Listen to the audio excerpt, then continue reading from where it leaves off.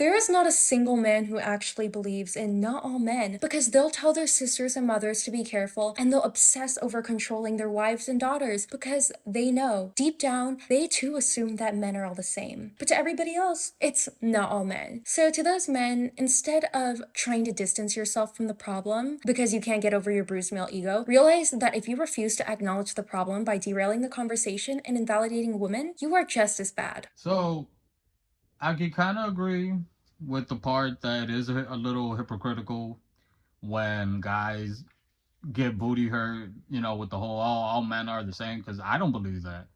But then, like what she says, you do get all defensive about your sisters, your daughters, because it does kind of give out like that vibe, especially when we've seen guys say, "Oh, well, how guys think."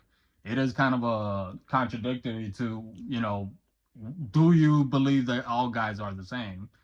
Now, I don't agree with the second part that she has said.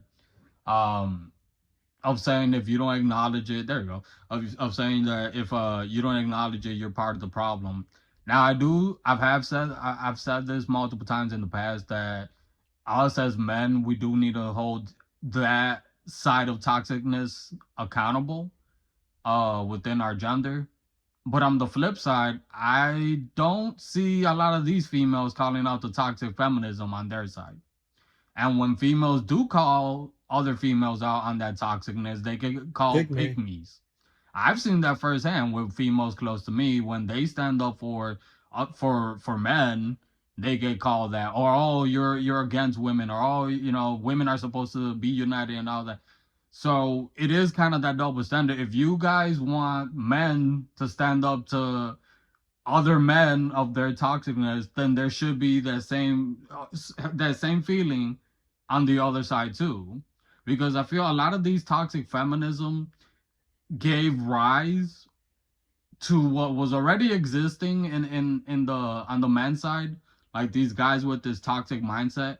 It gave them way more fuel, and now we see what's happened with the red pill community. We see it with all these different so-called men empowerment communities that seem to have a issue with feminism overall, instead of just saying I have a problem with the toxic side of the feminist movement.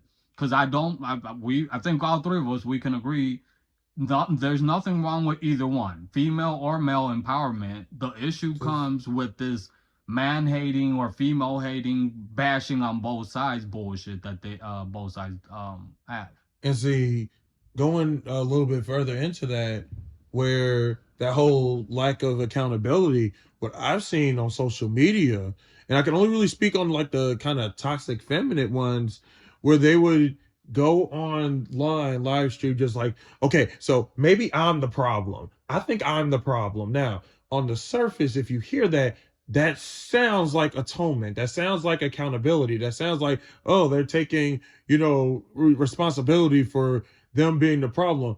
But it's not. And the way that it's not is that everything that proceeds after that kind of just derails the whole thing of them being accountable, where they share this experience, whether they was dating somebody, where they were just chatting somebody, or even if they were just out and they saw a guy or something and things did not go the way they wanted to, or something gave them the ick, but then they turn it into that whole just, oh, like maybe I'm the problem. I'm the problem. It's like, that's not accountability. That makes good content for the internet.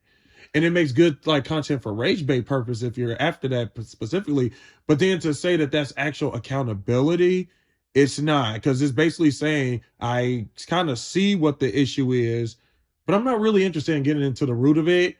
It's much easier for me to just like point out the problem, but not actually do something about it to try to change it. That way I can get better results.